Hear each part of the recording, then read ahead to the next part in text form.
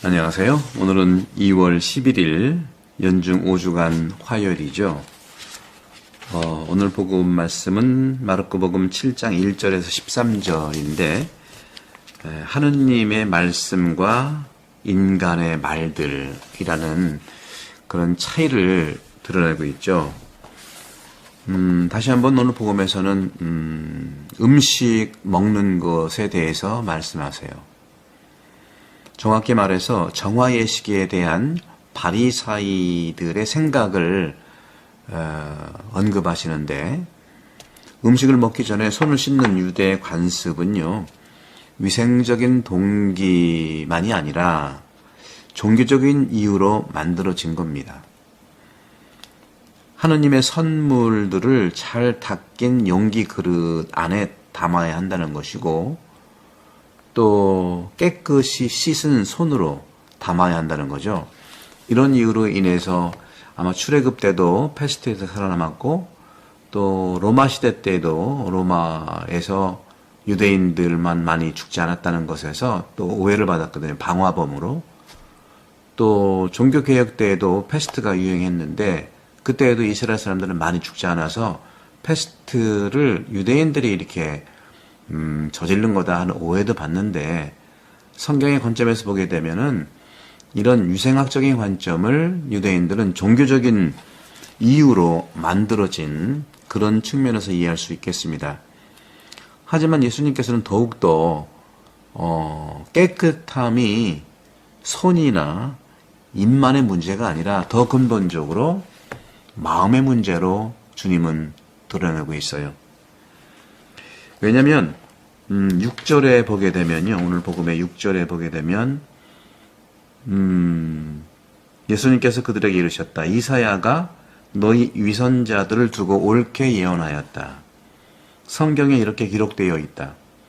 이 백성이 입술로는 나를 공경하지만 그 마음은 내게서 멀리 떠나 있다는 것이죠. 이런 점에서 마음의 종교성, 입의 종교성과 마음의 종교성이 또 우리에게 주님의 말씀으로 들여다볼 필요가 있는 말씀을 하고 계십니다.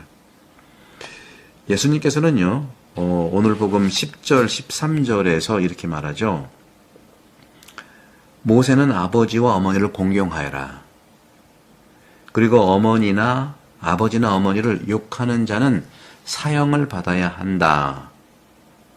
그런데 너희는 누가 아버지나 어머니에게 제가 드릴 공양은 코르반, 곧 하느님께 바치는 예물입니다 하고 말하면 된다고 한다. 그러면서 아버지나 어머니에게 더 이상 아무것도 해드리지 못하게 한다. 너희는 이렇게 너희가 전하는 전통으로 하느님의 말씀을 폐기하는 것이다. 너희는 이런 짓들을 많이 한다. 이렇게 말하고 있죠. 이렇게 하느님 말씀을 무시하는 바리사이 율법학자들을 아주 지적하고 있는 거죠. 공격하고 있는 것이죠. 그런 점에서 우리는 좀 돌아봐야 될 부분들이, 우리는 하느님을 공경하기 위해서 교회의 일은 열심히 하면서도 부모나 가족은 소홀히 대하지 않는지 돌아볼 필요가 있겠죠. 옛 전통들은 지키면서, 그렇죠? 이것이 이제 예수님께서 말씀하시는 더러운 손으로, 다시 말하면 씻지 않은 손으로 음식을 먹는 것을 보고서 바리사이들이 아주 신랄하게 말하고 있는 거죠. 사실 유대인들에게 하느님은요, 백성의 우두머리, 왕, 유일한 법 제정자이세요. 유대교회에서는요, 많은 사람들이 있었죠. 왕도 있었고, 사제, 예언자, 판관 쭉 이렇게 구약에 있었는데, 누가 가장 인기가 있었을까요? 시대마다 약간 다르긴 했지만, 근본적으로는 이스라엘에서는 왕이 아니라, 사제가 아니라, 예언자가 아니라, 판관이 아니라 하느님이 왕이라는 겁니다. 오늘날 우리가 민주주의가 발달된 오늘날에도 정말 선출직 공무원들, 특히 권한과 책임이 많은 사람들을 뽑을 때 잘못 뽑을 수 있거든요. 민주주의라는 제도가 꼭 바른 왕을 뽑는 것도 아니에요. 다시 말하면 조선시대 때에는요, 또 그 전에 왕정시대 때는 그 이씨라고 하는 가문에서 계속 왕이 나왔잖아요.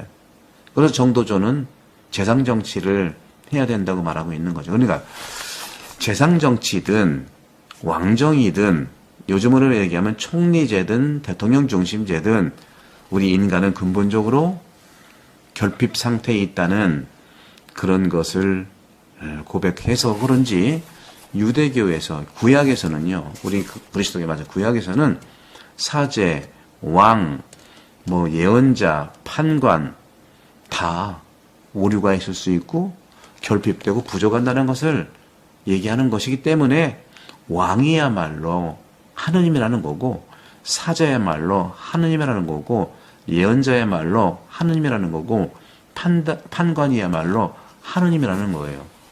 이거를 놓쳐서는 안 되겠죠.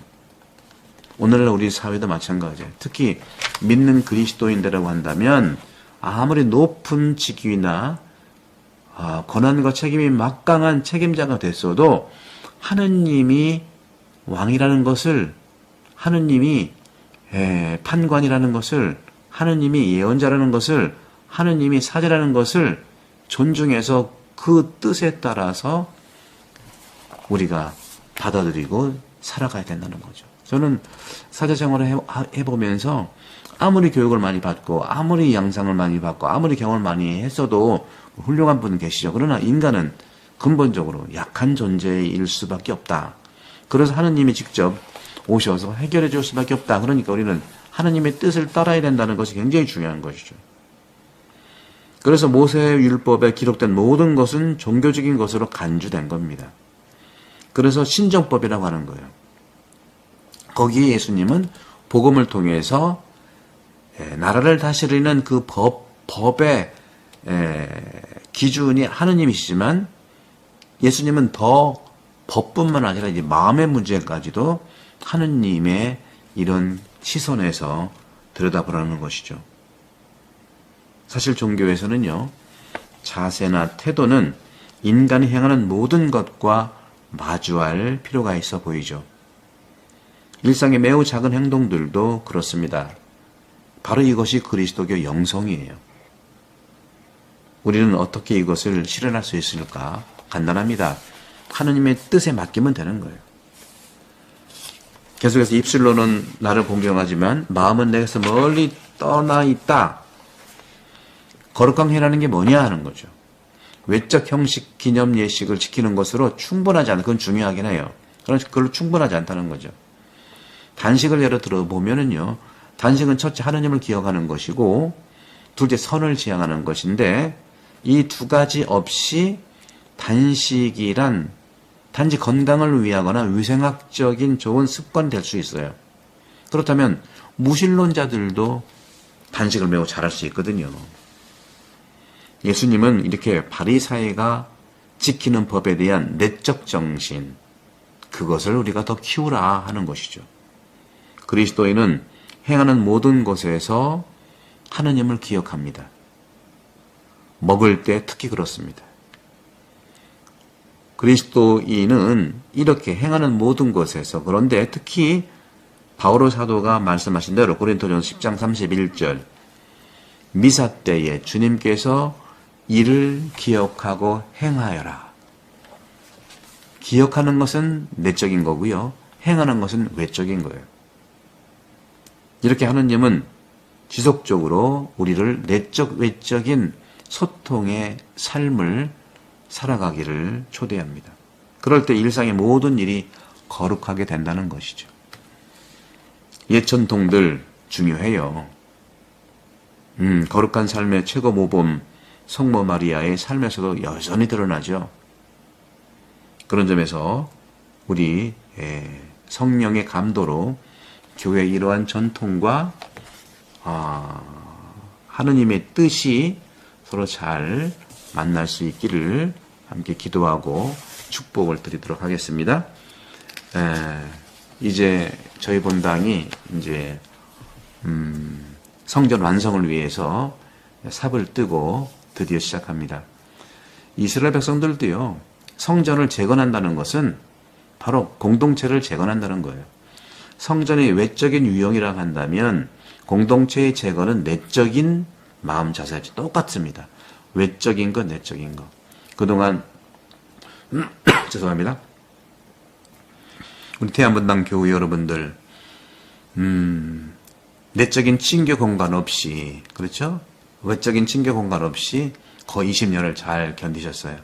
이제는 5개월만 우리 함께 성전 완성을 통해서 공동체가 완성되고 재건될 수 있는 그러한 축복이 있기를 바라면서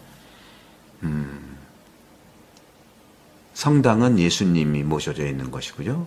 또 이 사제관을 중심으로 그동안 교육관 한 것은 요셉관이라고 할 거고요. 새로 지어지게 3동, 사무실, 친교실, 집무실, 또 성물방, 화장실, 마리아관이라고 해서 성당은 예수 마리아 요셉이 가장 중심이 되는 영성생활의 모범들입니다. 우리 모두 아마 이제 상의하겠지만 이번 주일날이 될 수도 있겠고요. 축복식을 통해서 이 태안본당 성전이 완성될 수 있는 시작을 여러분과 함께하고 싶습니다.